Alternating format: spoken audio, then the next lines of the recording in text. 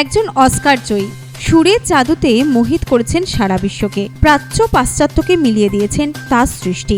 দশকের পর দশক ধরে তার সুরের মায়াজালে জড়িয়ে পড়েছে বিশ্বের কোটি কোটি সঙ্গীত প্রেমী। আরেকজনও ভারতীয় সঙ্গীত জগতের অন্যতম উজ্জ্বল নক্ষত্র। তিনিও প্রায় 3 দশক ধরে জুড়ে রয়েছেন সঙ্গীত প্রেমীদের মন। তার ঝুলি ভরা সম্মান আর জীবনজোড়া ভালোবাসা।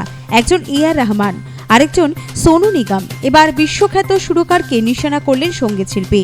আর এই মন্তব্যের জেরেই সোনু নিগম ফের বিতর্কে। তিনি ঠিক কি বলেছেন?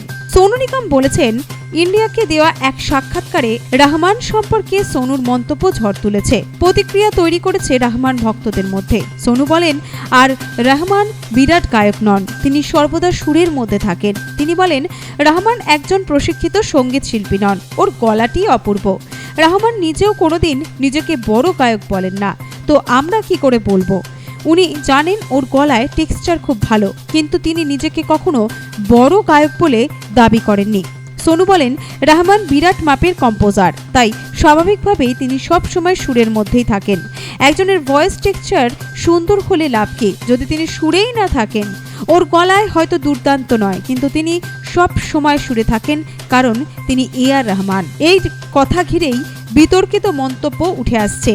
এর জেরেই বিতর্কে ফের Sonu Nigam. Bureau report, Nobel Bangla.